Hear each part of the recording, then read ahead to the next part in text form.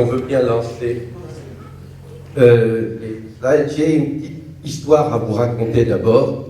Dans un port d'une petite ville, comme vous le voyez là, une voiture est tombée à l'eau. Donc on a amené une grue et à la sortie, la voiture. Et la voiture était en train de sortir, mais vous voyez que le camion est en train de pencher. Ce qui devait arriver arriva et le camion est tombé. Alors qu'est-ce qu'on a fait? Eh bien, c'est simple, on a constaté que le camion est aussi en bas et on a ramené un plus grand camion qui a commencé à tirer la voiture et puis qui a commencé à tirer le deuxième camion. Et pendant qu'il sortait le deuxième camion, le grand camion est tombé. Donc, qu'est-ce qu'on va faire? On a ramené un troisième grand camion. Et on a commencé à tirer, mais je ne vous dis pas comment ça se termine. Pourquoi je vous raconte tout ça? Quelle est la leçon de tout ça? La leçon de tout ça, la première, dit en latin, errare humanum est, perseverare diabolicum. L'erreur, nous sommes dimanche, l'erreur est humaine, mais la persévérance dans l'erreur est diabolique. Nous, ingénieurs, nous devons savoir que nous vivons un temps où pas seulement les technologies, mais aussi l'évolution des sociétés humaines, de notre société, de nos choix, ne sont plus des fonctions continues dérivables. Il y a l'opportunité de cassure positive, merci de lancer le deuxième, et c'est pour cela qu'aujourd'hui je me propose de vous entretenir d'un sujet qui paraît bateau, du printemps arabe à la condamnation à l'émergence. Je parle de la Tunisie. Et pour cela, je me pose la question pendant les 15 minutes qui me restent, quelles sont les stratégies gagnantes? Alors, tout le monde sait que ce qui s'est passé à Tunis, c'est qu'il y a eu une vague absolument mondiale. Mes voisins à Paris, pendant 12 ans, me disaient à peine bonjour.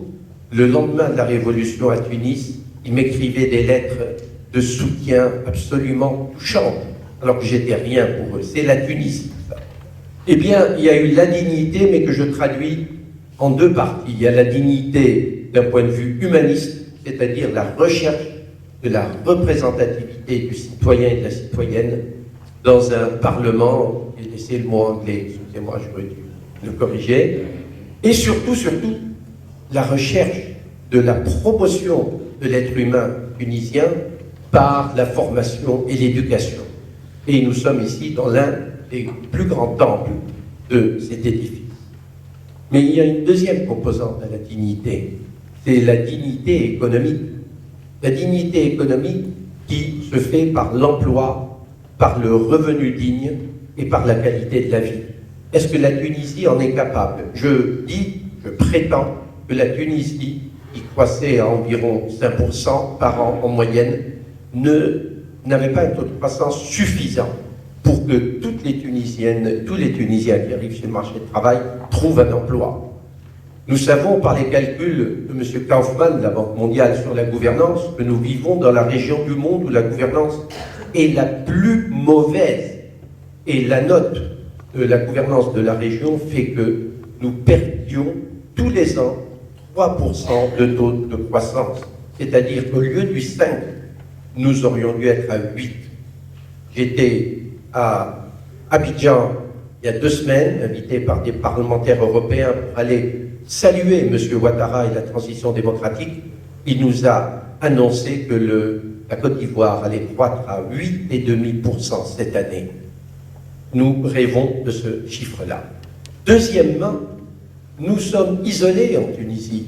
Nous ne commerçons pas suffisamment avec nos voisins, avec l'Algérie, pratiquement très peu.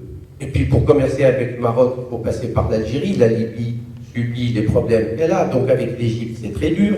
Si on arrivait à résoudre les ponts, eh ben on aurait 2% de plus de taux de croissance.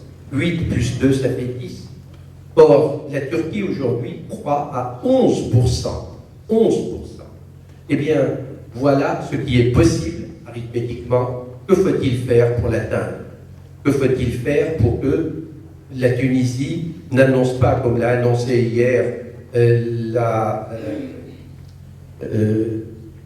l'agence d'investissement, l'API, nous allons terminer le trimestre, a déclaré le président de l'API, avec beaucoup de bonheur, nous allons terminer le trimestre avec plus 1% de taux de croissance, il a annoncé. Vous savez que le premier mois de l'année a commencé avec moins 1,8% de taux de croissance. Donc, comment créer cette croissance?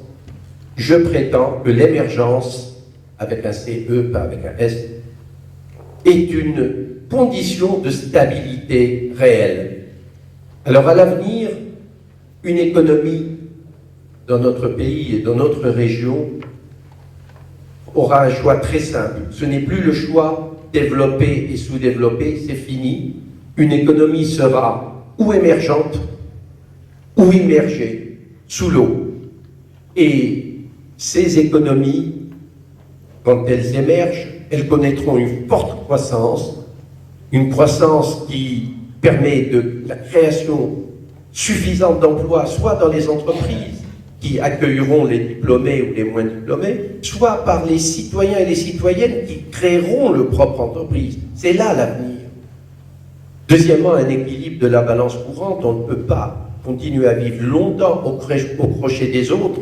Si nous étions assez puissants, nous aurions pu le faire comme de grands pays que nous connaissons autour de nous, qui empruntent. Mais nous ne sommes pas assez puissants, donc si on continue à consommer et à acheter à l'étranger plus que nous n'exportons, eh bien, la valeur du dinar continuera à baisser, et un jour, on s'apercevra qu'un dinar, c'est 20 centimes d'euros et que la baguette coûte 5 dinars. Troisièmement, il faudrait des investissements dans l'infrastructure. Et la plus importante des infrastructures, c'est vous, mesdames et messieurs. Il faut que l'investissement se fasse dans l'éducation et dans la technologie. Or, c'est là où la Tunisie, malheureusement, après des décennies de succès, a failli juste avant la Révolution. Je vais vous le montrer. Il faut enfin des réseaux d'accès au marché et aux ressources. Les réseaux, les networks, ont fait dire à certains « the world of today, it's either networking or no work ». Donc vous avez intérêt à garder ça. Voilà le graphique que je voulais évoquer avec vous, et malheureusement le jaune, si il se voit. Là, nous avons la qualité des systèmes éducatifs mesurés en efficacité du dinar moyen ou du dollar moyen dépensé. Pendant la période 2005, la Tunisie, que vous voyez là, était au-dessus de tous les pays du test, qui sont les pays arabes, et elle avait une efficacité de l'éducation qui était supérieure. À partir de 2006-2007, l'efficacité de l'éducation en Tunisie, et tout le monde a vécu les causes, a commencé à baisser inéluctablement, au point où elle s'est fait dépasser par l'efficacité de l'éducation d'un Qatar. Et elle continue malheureusement à baisser. Il y a un très grave problème lié non seulement à la quantité de notre éducation, mais à la qualité de notre éducation. Vous êtes une élite, mais pensons à tout le pays. Si on n'émerge pas, qu'est-ce qui se passe? Eh bien, on immerge. On est sous l'eau. Et est-ce que c'est grave, docteur? Eh bien oui, parce que quand on est sous l'eau, d'abord, il y a des blocages. Il y a des barrières au commerce régional. Il y a une gouvernance déficiente. Et gouvernance déficiente se traduit souvent par corruption. Il y a des investissements directs étrangers sans vrai transfert de technologie. C'est lamentable. Il y a une formation humaine inadéquate. Quand on regarde cette immersion, qui est un risque et vrai, on se constate que les régions à risque sont l'Afrique du Nord et le Moyen-Orient encore, nous ne sommes pas encore sortis de l'auberge, l'Afrique subsaharienne, dont le sort est lié au nôtre, et l'Amérique centrale. Les risques sérieux de tomber sous domination économique, militaire et politique. Nous avons malheureusement connu ça dans le passé. Mais ceci se traduirait par des convulsions très violentes et l'Europe, qui est à 1 heure de vol de nous, en souffrirait énormément. Donc, quel est le vrai sens du printemps arabe? Il se traduit en 4 lignes, bien plus que les rentes obtenues par l'exportation de matières premières, bien plus que la sous-traitance traditionnelle pauvre en technologie.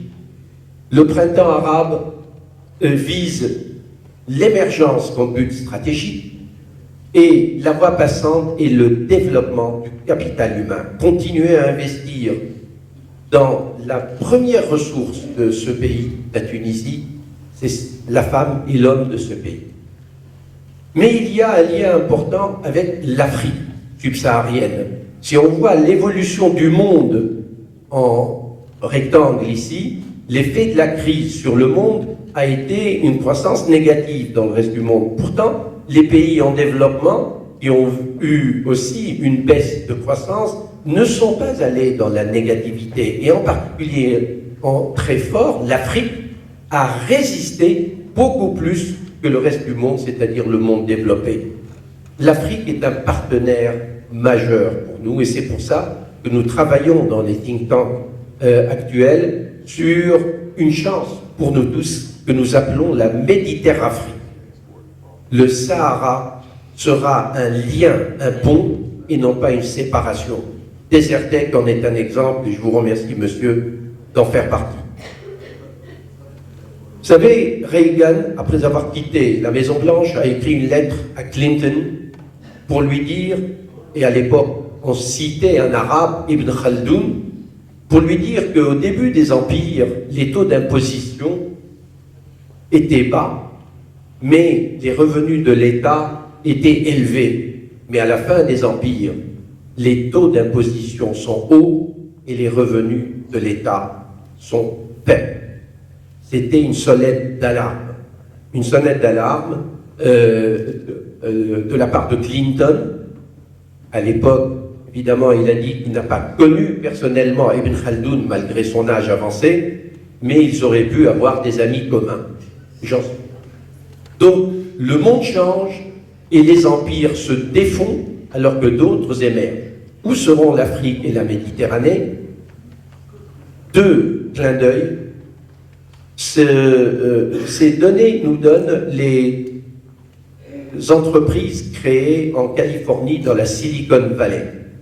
Nous voyons qu'une très grande partie de ces entreprises-là, un grand tiers, est constituée par des entreprises indiennes et chinoises. Ces entreprises-là, une fois qu'elles démarrent à Silicon Valley, elles rentrent à Bangalore, en Inde, et elles rentrent en Chine pour s'industrialiser. C'est pour cela qu'un prix Nobel indien a dit « Il n'y a plus de brain drain, mais il y a du brain gain ». Même si le monde est à vous, allez dans le monde, mais ramenez ici le résultat de votre enrichissement. Pour conclure, nous avons le choix en Tunisie, dans notre région, face à un monde qui est comme ça. Il n'y a plus le pôle Nord d'avant. Il y a un nouveau Nord qui existe, tiré par le BRIC. Alors le Brésil se trouve effectivement à côté de ce nouveau Sud, mais il est en train de se couper, et l'Amérique latine pour rejoindre ce nouveau Nord. Et il y a ici 2 zones qui nous intéressent, la zone Méditerranée et la zone Afrique, avec une ligne d'émergence qui vient de l'ancien pôle Nord, qui traverse l'Europe, où il y a des pays émergents comme l'Allemagne, et des pays en train d'immerger, je ne citerai pas de pays, mais vous savez que certains continuent à passer par des drames énormes, ils ne s'en sortiront pas facilement. La ligne d'émergence va toucher la Méditerranée, et c'est à nous de choisir. Est-ce qu'on va choisir le modèle turc et inclure la Méditerranée dans cette émergence et à ce moment-là contourner par le bas ces 2 ellipses et inclure la Méditerranée et nous ferions partie de cette nouvelle zone d'émergence pour nos enfants et nos petits-enfants pendant 2 siècles? Ou est-ce que nous allons rater ce rendez-vous nous allons rater la croissance et nous allons contourner cette ligne par le haut en gardant les locomotives du monde là-bas et nous serions à ce moment-là dans une zone qui risquerait d'être immergée. Voilà le choix qui est en face de nous. L'émergence n'est pas un choix, c'est une obligation et je vous remercie.